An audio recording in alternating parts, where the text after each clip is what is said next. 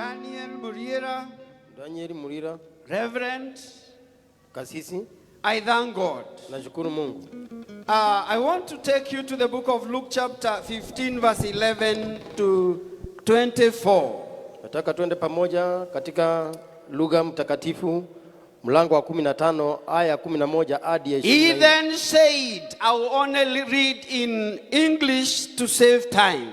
Nitasoma tu kwa Kizungu tuweze kuokoa wakati. A certain man had two sons, and the younger of them said to his father, give me the portion of good that fall to me, so that he divided to them his livelihood.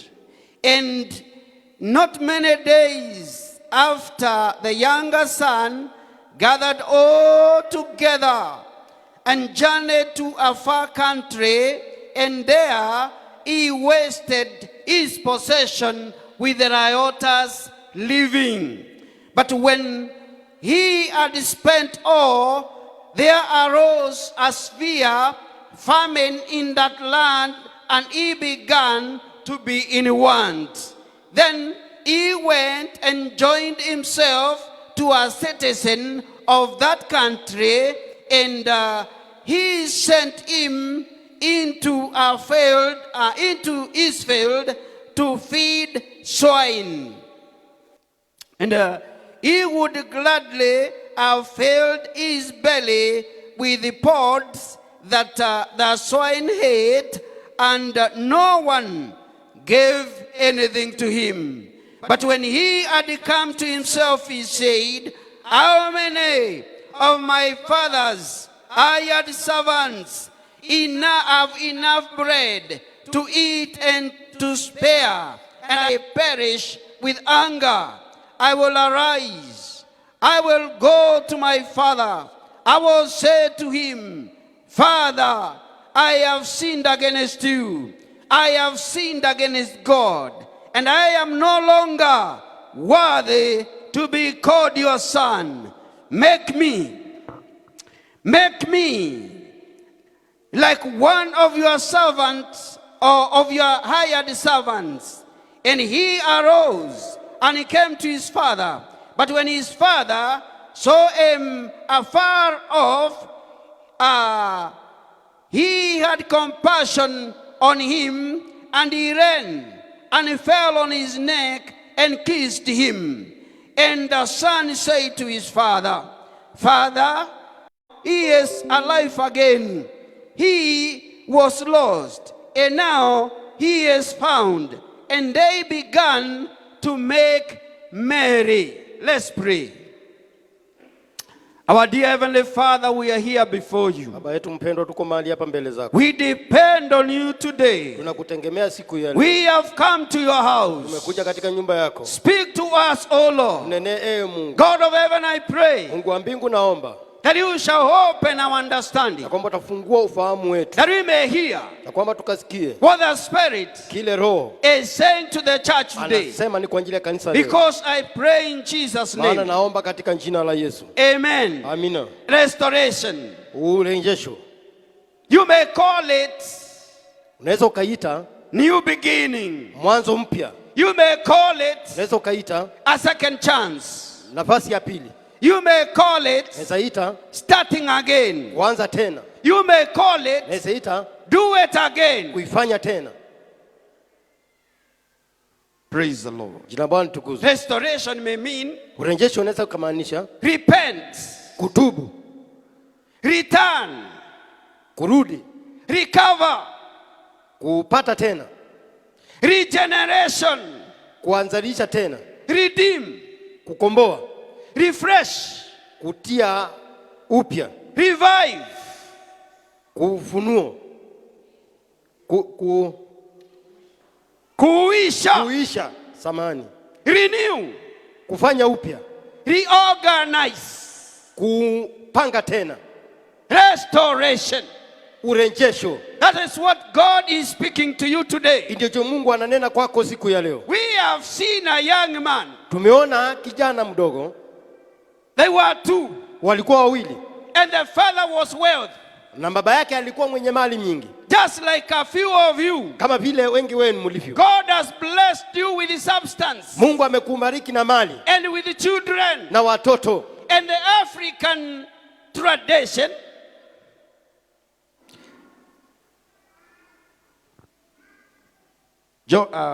Jamlik. According to our traditions,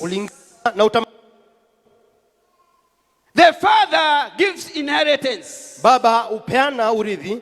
And so I believe the Jewish tradition was like that one of our of Africans. Naamini ya kwamba utamaduni wa Wayahudi walikuwa kama utamaduni wetu kama Waafrika. So this young man went and told the father, huyu kijana akaenda kumwambia baba yake, I want all that belongs to me. Nataka yote ambao ni yangu. I am of age. Mimi nimekomaa.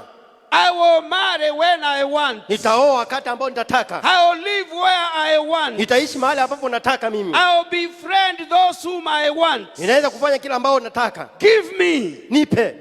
I want what belongs to me. Nataka kila ambacho ni changu. I want to be independent. Nataka kujisimamia mwenyewe.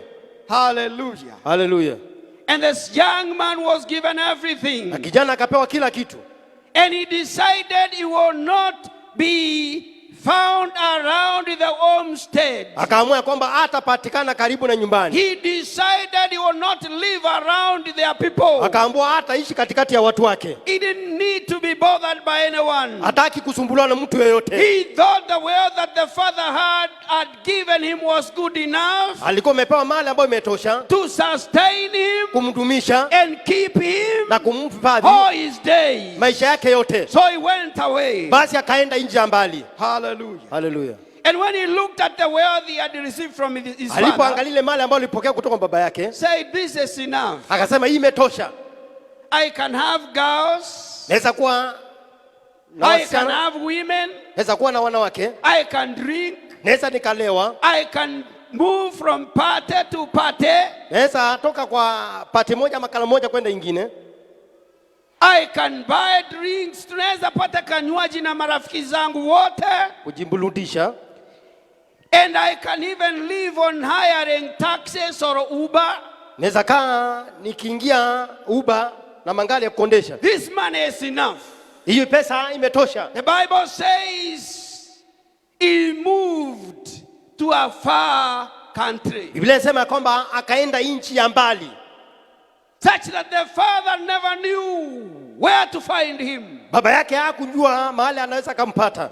The relatives never saw him for 1 year, for 2 years, for many years. They started forgetting about him. Kwa maneno mengine hakumuona kwa miaka kadhaa hadi ikafika The rich, we matajiri, the educated, waliosoma, the haves, waliosoma. Whereby you think within your mind and tell yourself, I am okay. Chochote ambao unafikiria katika mawazo yako sema kwamba mimi niko sawa. Hallelujah. Hallelujah. Not even God. Hata sio Mungu. That can scare me. Anaweza akanitia hofu. Actually, I don't need God. Sihitaji Mungu. Nikitaka kukula hata nimefuga mang'ombe na mbuzi na kuku. Hata niko na podi ya samaki. Ni nini ambayo sina? God for what? Niko na mashamba. I am increased in wealth. Mimi nina mali inaongezeka kila siku. And so you can say, I am self-sufficient. Nimejitoshelesha mwenyewe. I am self-reliance. Mimi sitegemei mtu yote, nijitegemea mwenyewe. I am telling you today, my brother and my sister. Ndugu ya leo, dada yangu, ndugu yangu, learn to trust in God. Jifunze kumtegemea Mungu. The things of this world are passing away. Mambo na vitu za ulimwengu zinapita. We found God. Mpata Mungu. We found God. Mpata Mungu. He lives. Anaishi. He is the same those days. Ndiye nyakati zile. He is the same today. Ndiye hata siku ya leo. He is the same forever. Ndiye atakuwa milele. And his word is forever settled in heaven. Neno lake limetimia mbinguni. When we trust in God, ukimtumainia Mungu, then we can boast of whatever he has given us. Tunaweza sasa tukajivuna ama kuringa kwa sababu ya kila ametupa. But not what we have gathered by our own strength. Lakini sio kila ambacho tumekusanya kwa mikono yetu wenyewe. Praise the Lord. Jina Bwana litukuzwe. Develop a concept. Anza mawazo, jifunze. To know that you are a steward. Kujua kwamba wewe ni mwangalizi tu. Hallelujah. Know that you are a steward. Jua kwamba wewe ni mwangalizi. Praise the Lord. Jina Bwana litukuzwe. Whatever you are doing, chochote ambacho unafanya, and you are getting to be prosperous, na unahisi ya kwamba unafanikiwa, the house you live, nyumba ambayo unaishi, and it is so fabulous, na imekamilika vizuri, thank God about it. shukuru Mungu kwa sababu yake. God gave you to live there, that you take care of it and it takes care of you. Mungu alikupa nyumba kama ile uweze kuishughulikia na aweze kushughulikia. Even the wife you have, even the children you have, even your husband, whatever is around you and things are working well, you are a steward. Hata yule mume ama mke wako na watoto, wewe ni mwangalizi tu. Praise the Lord. Jamani litukuzwe. But the prodigal son got to a point of being so proud. Mwana mpotevu alifikia wakati akawa na kiburi zaidi. And he became self-reliant. Akaanza kujitegemea mwenyewe. And he said he can do it by himself. Akasema naweza nikafanya peke yangu. He said he did not need God. Sema kwamba simhitaji Mungu. And that is where his troubles started. Na hapo ndiye shida ikaanza. Let me tell you, my friend, wherever you are, you are hearing me today. Wacha nikwambie rafiki yangu, mahali ulipo unanisikiza siku ya leo. God would want you to understand. Mungu angetaka uweze kuelewa. You will never be self-reliant in this world. Hautawahi kujitegemea mwenyewe katika ulimwengu huu. Because God did not create you that way. Maana Mungu hakuumba kwa njia hiyo. God created you to trust in him. Mungu alikuumba ili umtegemee. And when you say that you are self-reliant, ukisema kwamba wewe unajitegemea mwenyewe, and that you can do without God, unaweza ukafanya bila Mungu, you are killing yourself. Unajimaliza mwenyewe. Trust the Lord. Mwamini Mungu. Let me give you a short story. Wacha nikwambie hadithi fupi. In 1901,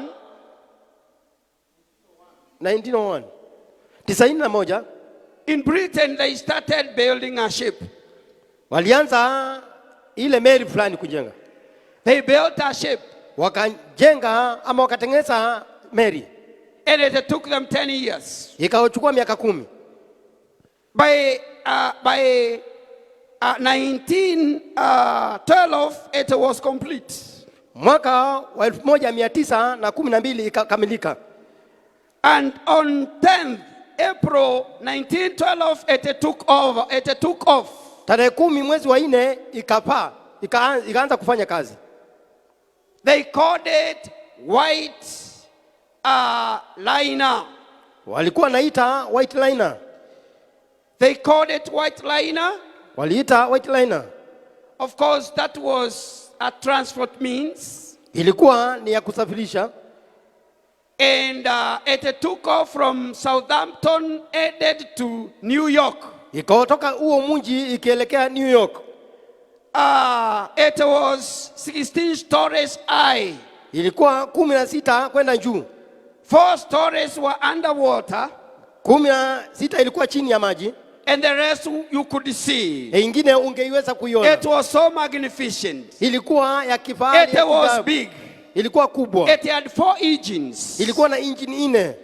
They called it wakaita the Titanic.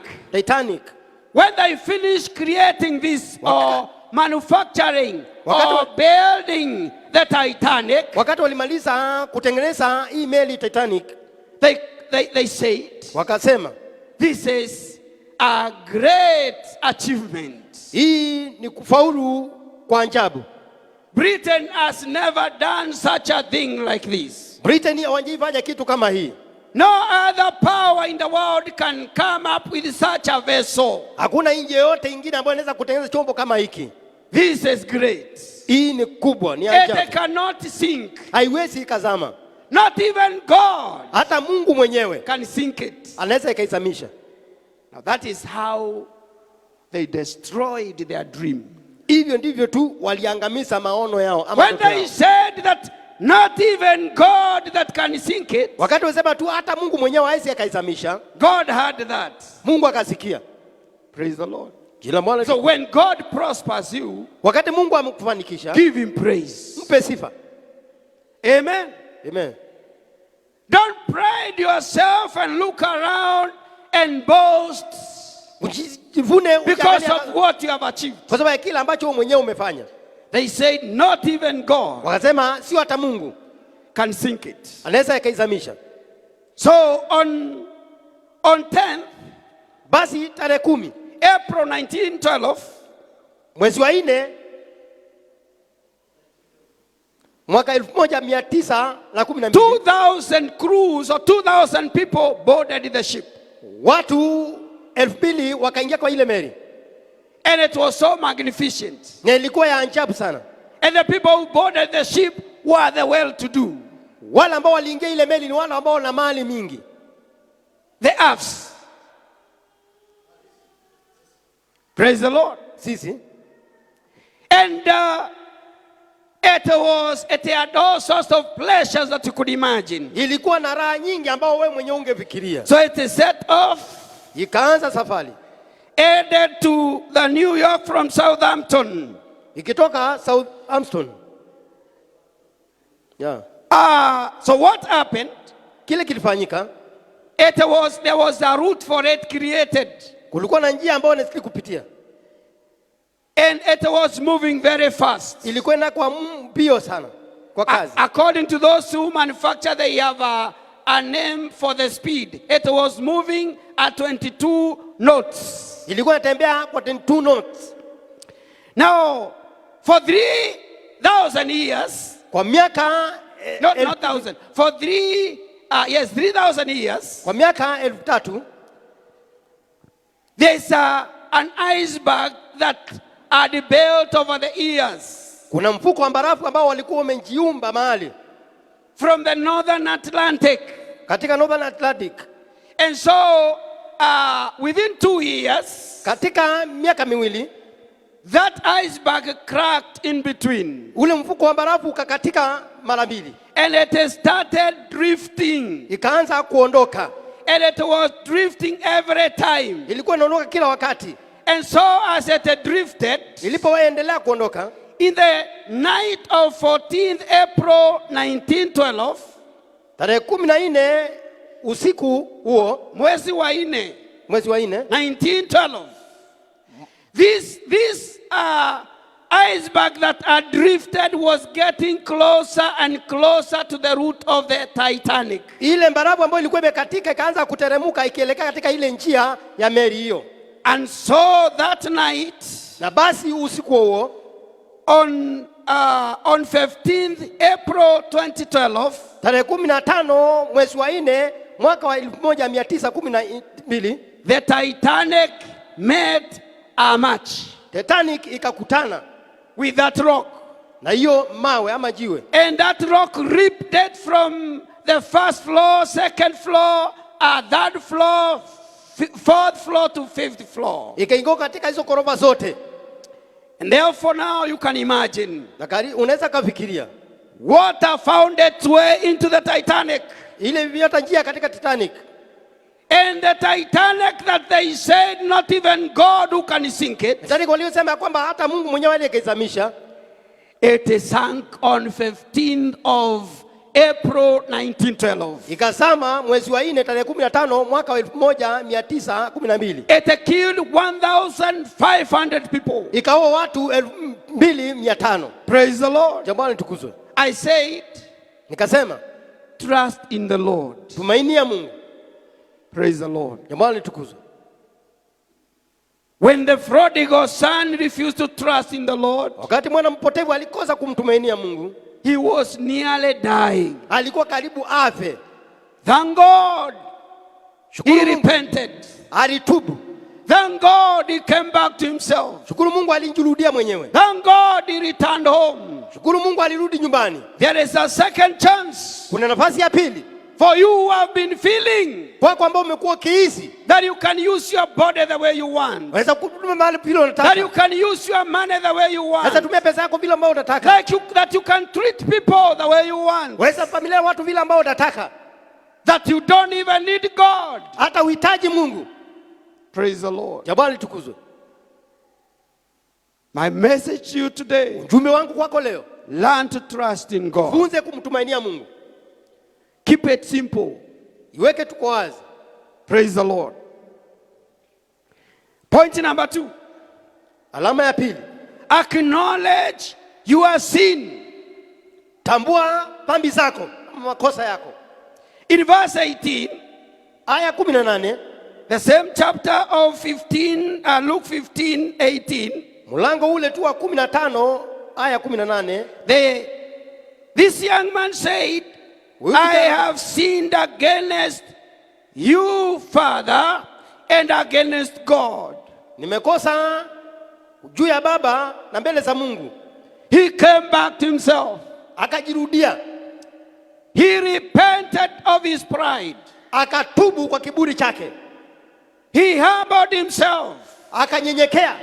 He recollected himself. Akajiunganisha tena. He wanted to return. Alikuwa anataka arudi. He wanted to recover. Alikuwa anataka aweze kupata mbali. By this time even his body had changed. Hata mwili wake ulikuwa umebadilika. He went home naked. Akaenda nyumbani akiwa uchi. You remember the father said, look for a new garment. Baba yake akisema kwamba tafuteni mavazi mapya. He went home without clothes, without shoes. Bila nguo. The father said, put on him sandals. Baba akasema kwamba mvalishe viatu bora. He went home as a chokora. Alienda nyumbani akiwa amerarukiwa. No one cared about him. Hakuna mtu aliyemjali. No one knew him. Hakuna mtu aliyemjua. And so for identity's sake, kwa kutambulika, the father said, put on him a ring. Baba akasema kwamba mvalisheni nguo. Because he decided that he would acknowledge his sin. Maana alitambua dhambi zake. Hallelujah. The father received him back. Baba akampokea. He wanted him to receive the same love. Alikuwa anataka apokee ule upendo. He wanted him to receive the same compassion. Alikuwa anataka apokee zile rehema. The father, because of repentance, because he came back to himself, forgot all that he had done. Baba yake maana alirejea kwa kunyenyekea akasahau na yote mabaya aliyokuwa amefanya. Because he acknowledged his sin. Maana alitambua makosa yake. Hallelujah. Hallelujah. God is ready to forgive you. Mungu ako tayari kukusamea. You know, we may not know who is who in the church. Unajua tuwezi kujua nani na nani kanisani. There are some who may come to church because of what they have done. Kuna wengine ambao wanaweza kuja kanisani kwa sababu ya And we mambo do not know. Na hatuweza But some of you come seeking the mercy of God. Wengine ambao walikuja katika apate rehema za Mungu. That is a tick.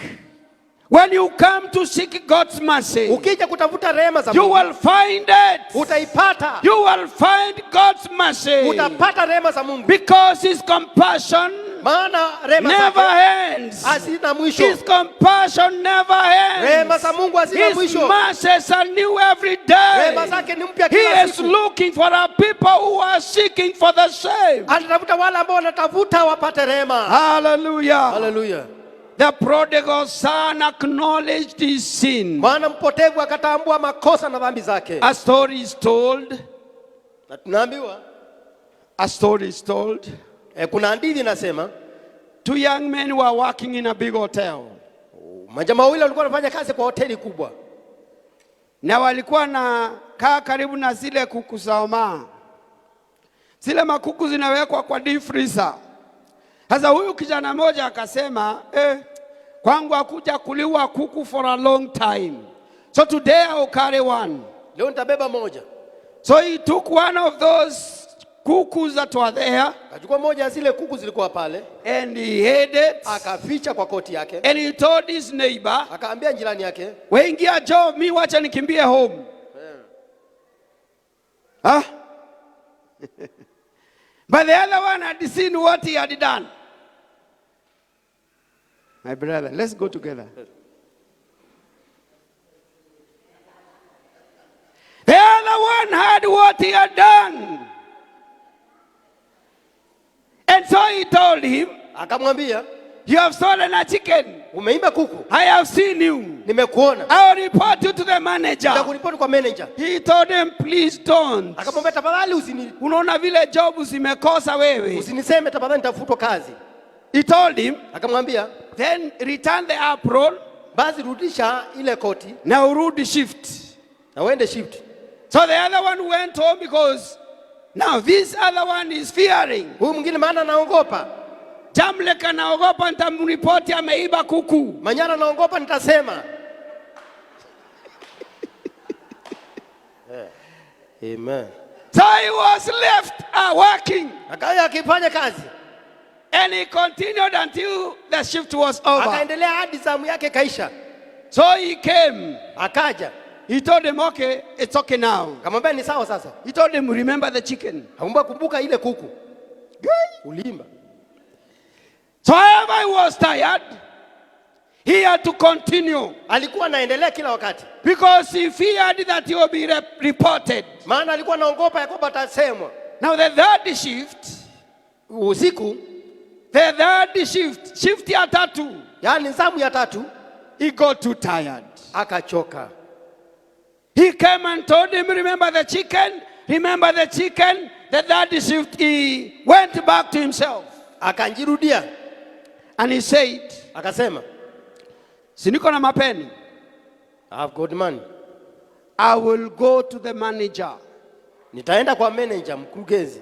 And I will kneel before him. Nitapiga magoti mbele yake. And I will report myself. Nitaenda kujisema mwenyewe. I will tell the manager I stole a chicken. Nitaambia mkurugenzi ya kwamba niliimba kuku. And I will beg. Na nitaweza kuomba. I will beg. Nitaomba. I will beg. Nitaomba for forgiveness anisamehe from the manager kwa mkurugenzi, so that he does not sack me. ili asiweze kunifuta kazi. Hallelujah. Hallelujah. So he went upstairs. Akaenda huko juu kwa chumba.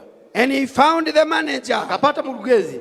And when he was kneeling down, alipokuwa anapiga magoti, the manager asked him, what is it? Akamuuliza ni nini?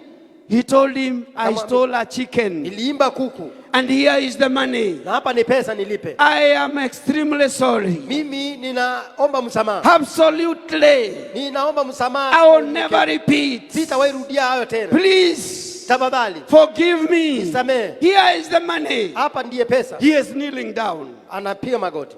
And the manager told him, mkurugenzi akamwambia, pick your money, chukua pesa yako, and go back to work, uende kazini, and never repeat again. na usiwahi rudia hiyo tena. Amen. Amen. So he went back to work. Akaenda kazini. So Jamlek akakuja. Reverend akaja. And when he was removing the apron, akuondoa nguo, he told him, now enter into the shift. Ingia kwa zamu. He told him, remember the chicken. Akamwambia kumbuka ile kuku. He told him, I remember the chicken. Akamwambia nakumbuka kuku. I'll go and report you to the manager. Yeye nikasema kwa manager. He told him, you can go. Akamwambia enda ukaseme. Why are you joking? Kwa nini una I will report you and you will lose your job. Nitaenda kukusema na utakosa kazi. He told him, I already went to the manager. Kama tayari nilienda kwa manager. And I resolved that issue with the manager. Kumwambia manager. I don't remember the chicken anymore. Sikumbuki kuku tena. Jamaa akaingia kazi. Akaendelea na kazi. Praise the Lord. Amen. And the other one went home. Yule mwingine akaenda nyumbani. Praise the Lord. Amen. The prodigal son acknowledged his sin. Mwana mpotevu akakumbuka dhambi zake. And the father told him, baba yake akamwambia, welcome home. Welcome nyumbani. There was new dressing. Kulikuwa na mavazi mapya. A ring. Shoes. Pete na viatu. A big party. Ambao zimekunywa. The old was forgotten. Ile ya kwanza ikasaulika. He was lost. Alikuwa amepotea. And now he is found. Sasa amepatikana. There was Mary. Kulikuwa na furaha. Karamu. Praise the Lord. Amen. Salimie wani kama tunaenda pamoja. Guy, ona mutireda kugei. Hata mutake kunisalimia hewani. Hatuendi pamoja. Thank you, Jamlek. Jamlek is greeting me. Nasalimia mchungaji. The prodigal son. Mwana mpotevu. He acknowledged his sin. Akatambua dhambi zake. It doesn't matter what you have done. Sema vile ambavyo umefanya. But you need a sound relationship with God. Unahitaji uhusiano wa sawa na Mungu. You need the garment of righteousness. Unahitaji vazi la haki. You need the shoes, you need the ring, you need the assurance that you are walking with God. Unahitaji viatu, unahitaji kuhakikishwa kwamba unatembea na Mungu. Shetani asikae akikukumbusha kuku. Yenye uliimba.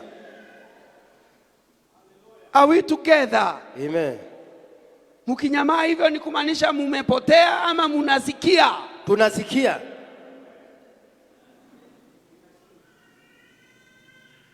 Shetani anakukumbusha kuku jioni. Shetani anakukumbusha kuku saa 6 na asubuhi. Mkumbushe daktari. Hallelujah. Asubuhi saa 6 na jioni. Shetani anakuambia remember the chicken. Kumbuka kuku. Remember the chicken. Kumbuka ile kuku.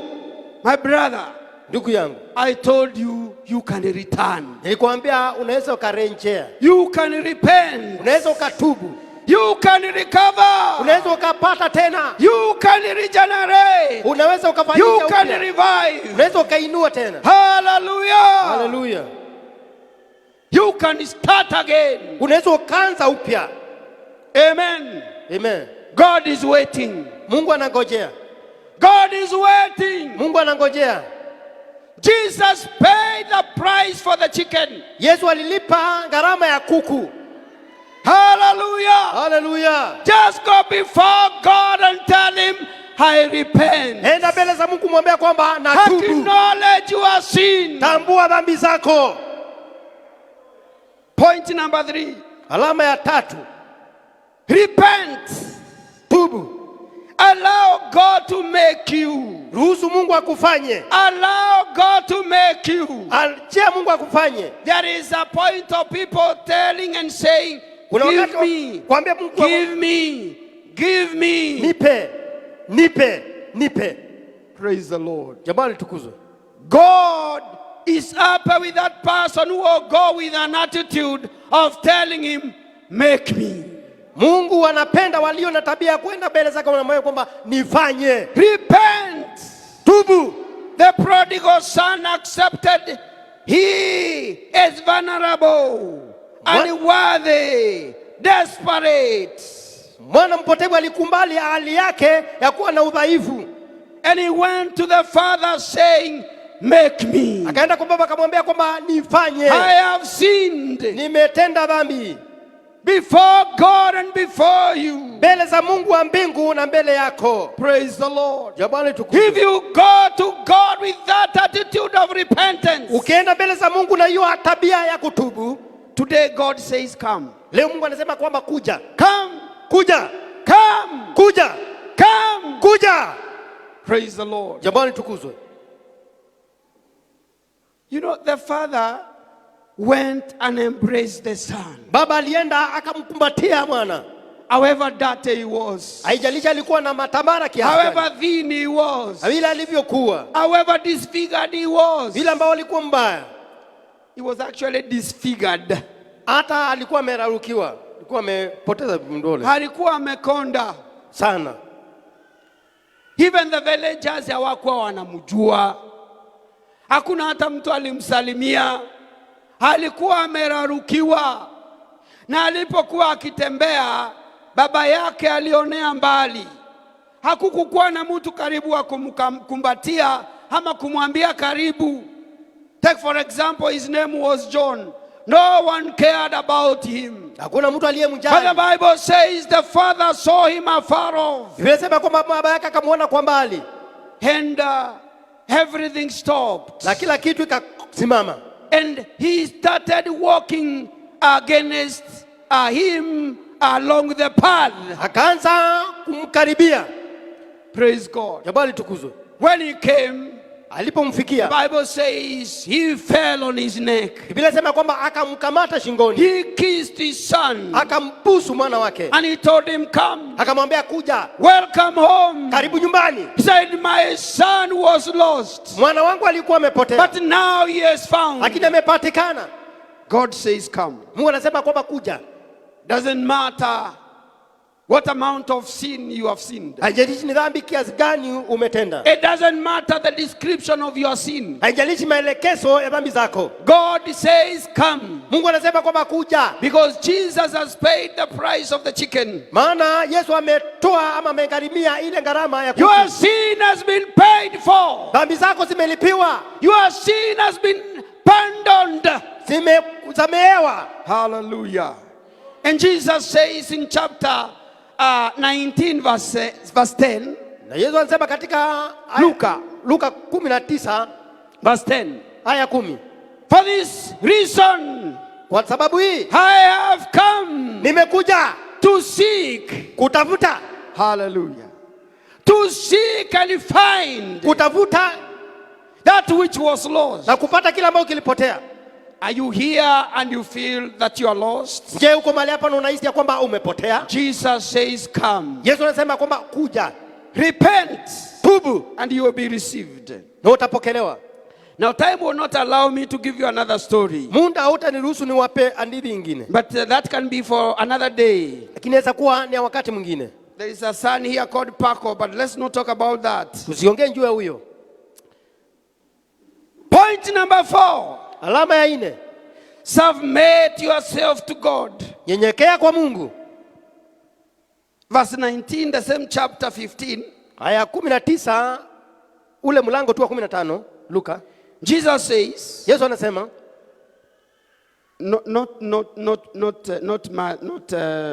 not Luke, but Matthew 4:19. Mathayo 4:19. Matthew 4:19. Mathayo 4:19. Jesus says, Yesu akasema, come, kuja, come, kuja, and I will make you fishers of men. Nitakufanya wavuazi wa watu. Praise the Lord.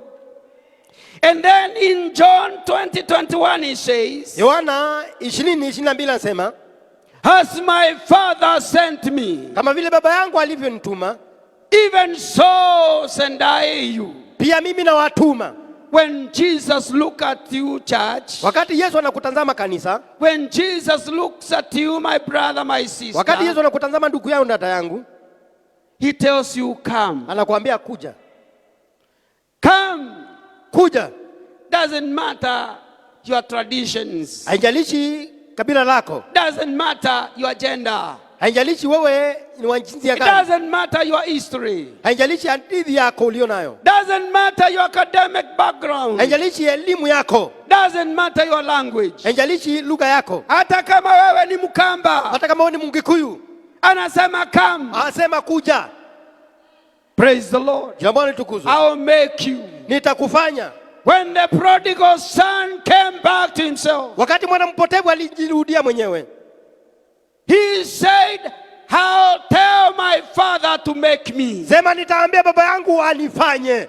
And when he went to his father, he told him, make me one of your servants. Alipoenda kwa baba yake kumwambia kwamba nifanye kuwa mmoja wa watumishi wako. wako. A servant has no right. Unajua mtumishi hana haki. A servant does what is told by the master. Mtumishi anafanya kile ambacho anaambiwa na bwana wake. The prodigal son went home with that attitude. Mwana mpotevu alienda akiwa na tabia kama hiyo. Allow my father to make me. Baba nakuruhusu unifanye. Jesus says to you today, church. Yesu anasema kwako kanisa leo, come, kuja, I will make you. Nitakufanya. Praise the Lord. Jamani tukuzwe. Umejifanya siku mingi. Rudia hiyo. Umejifanya siku nyingi. Umejifanya mambo mengi. Umetaka kuwa vitu mingi. Hallelujah. Amen. But today Jesus says, leo Yesu asema, come, kuja, I'll make you. Nitakufanya. Praise the Lord. Jamani tukuzwe. He may even make you what you have been wanting to become. Hata kufanya kile ambacho umekuwa ukitamani kufanyika. Maybe you have failed to become that because you never allowed God to make you. Eza kuwa umekosa kufanyika kile ambacho umekuwa unatamani ufanyika, maana hujaruhusu Mungu akufanye. Today he says, come. Anasema kuja. I'll make you. Nitakufanya. I'll make you. Nitakufanya. I'll make you. Nitakufanya. Praise the Lord. Hallelujah. Jina la Bwana litukuzwe. Jesus is in his workshop. Yesu ako katika chumba chake cha kazi. hako kwa tarakana yake anataka akutengeneze. He want to make you. Hallelujah.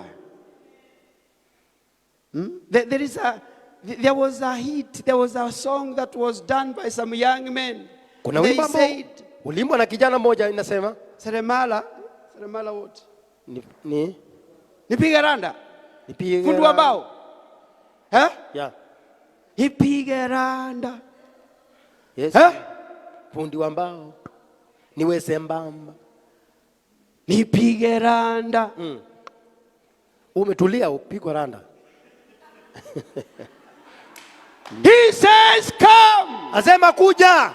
Praise the Lord. Jina Bwana litukuzwe. He wants to make you. Anataka kufanye. He told the disciples come. Ndio wanafunzi wake kujeni. Praise the Lord. Jina Bwana litukuzwe. If you allow the Lord to make you in the church. Ukiruhusu Mungu ufanye katika kanisa hili. Sini hatakuwa na shida kwa sababu God has already made you. Mchungaji atakuwa na shida maana tayari Mungu. Hallelujah. Hallelujah. God wants to make us. Mungu anataka tufanye. And especially in the business of winning souls. Na sasa katika biashara ya business of serving him. Katika biashara ya kumtumikia. Says come. Sema kuja. Unajua sasa kwa Mungu saa hii kuna vacancies mingi. Kuna nafasi mingi za kazi. Kuna nafasi nyingi za kazi. Anasema come. Sema apply. And the works I do when my father sent me.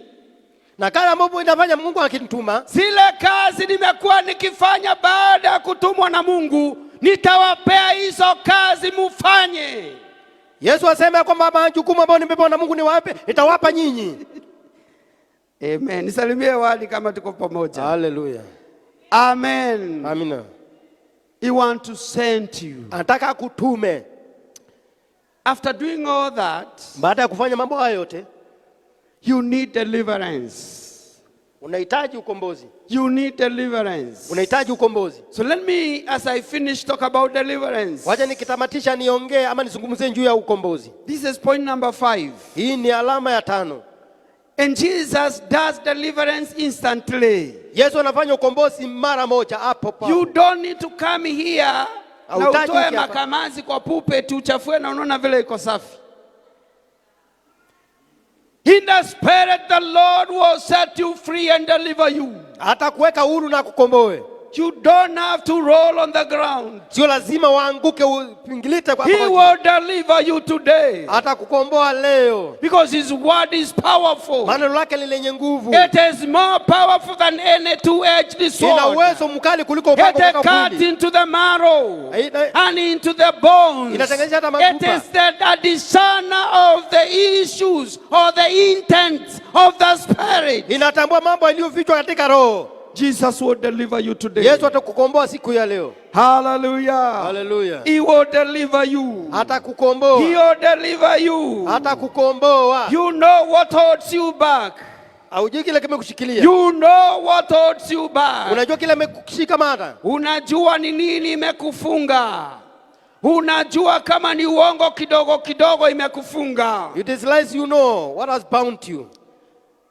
In our house fellowship on Tuesday, I spoke about little foxes. Niongea juu ya mbweha wadogo wadogo. And so I don't know what fox has bound you. Sijui ni mbweha gani aliyekufunga wewe. I don't know what fox has bound you. Sijui ni mbweha gani aliyekufunga. I don't know what is eating grapes in your life. Sijui nini ambayo inakula neema katika maisha yako. Sijui ni nini kimekuroga. You know. Mwenyewe unajua. Speak to Jesus today. Munene Yesu leo. He says he'll deliver you. Anasema atakukomboa. There is deliverance in the house today. Kuna ukombozi leo katika nyumba hii. Ukombozi leo nyumbani mwa Baba. Kuna kombozi leo nyumbani mwa Baba. Kuna ukombozi. Hallelujah. I thank God for the grace. I feel like preaching, but let us keep it simple. Wacha tukae tu hapo. You know, praise the Lord. Imani tukuzwe. If you feel you are bound, ukihisi ya kwamba umefungwa, your deliverance is today. Ukombozi wako ni leo. Remember in the book of John chapter 11 around verses 44 downwards. Yohana 11 aya 44 pale chini. There is a man who is dead. Kuna mtu ambao amekufa. And the tradition of the Jews, kitamaduni ya Wayahudi, when you died, ukifa, they bowed you. Walikufunga na pasi. With a white robe. Wanakufunga na shada. Walikufunga na shada jeupe. And then a rope would come and tie you around like a luggage. Ile kamba na kufunga kama mzigo. Yes. And then now you are put into the tomb. Na unawekwa katika kaburi. And so Lazarus was 4 days there. Lazaro alikuwa pale siku 4. Hallelujah. And when Jesus came, wakati Yesu alikuja, and he called him forth, akamuita, Lazarus came forth. Lazaro toka. But he could not walk properly. Lakini angetembea vizuri. He was dragging himself. Alikuwa anajitawuru kujikokota. He was dragging himself. Alikuwa anajikokota. Because alikuwa amefungwa na shada jeupe. Because he was bound with a rope. Hallelujah. Then Jesus said, Yesu akasema, loose him. Mfungueni. Loose him. Mwekeni huru. And let him go. Wacha aende. Praise the Lord. Jamani tukuzwe. Huko kanisani, lakini mambo hii ya Mungu unatembea kama unajisukuma. You are walking like you are bound. You are struggling. Wewe unangangana. Because of whatever has bowed you. Kwa sababu ya kila ambacho kilikufunga wewe. Kuna mboya fulani amekukalia ngumu. There are some foxes ambao wamekukalia. Kuna mboya amekukalia. Praise the Lord. Jesus says, loose him. Mfungueni. And I'm here today. Nakwambia leo. And Jesus tells me he's delivering people today. Yesu ananiambia kwamba nikomboa watu leo. And so utafunguliwa leo. Yes. Utafunguliwa. Ukombozi unafanyika. Utafunguliwa. Ukombozi unafanyika. Praise the Lord. Jamani tukuzwe. The prodigal son. You remember also, before I finish. Mwana mpotevu nakumbuka pia kabla hajatamatisha. This is day. Jesus needed a colt or a donkey. Alihitaji mwana kondoo. Donkey. Mwana punda. Yes. Ndio huyo. And so he said, akasema, go and get him. He is tied somewhere along the road. Endeni mkamfungue mafungo mahali katika njia. Hapo tu karibu na Delta mtaona mwanapunda amefungwa. You see a donkey being tied there. Hallelujah. Amen. They went and untied the donkey. Wakaenda wakafungua yule kondoo. And the donkey was brought and carried Jesus. Yule mwanapunda akaja akambeba Yesu. And when they saw the donkey carrying Jesus, they spread their sheets. They spread roses. They spread palms. They spread flowers. And the donkey walked on them. Walipomuona yule mwanapunda amebeba Yesu, wakatandika lezo zao na vitu nyingi wakateka kwa njia, wakapita Yesu njuu. Jesus wants you untied. Yesu anataka ukiwa umekombolewa, umefunguliwa. He wants you untied. Anataka ukiwa uko huru. Anataka ufunguliwe. He wants you to be free. Anataka ufunguliwe. He wants you to be free. And there shall be Mary. Na hapo kutakuwa na furaha. Hallelujah. Hallelujah. The father of the prodigal son said, akasema, my son was dead. Mwana wangu alikuwa amekufa.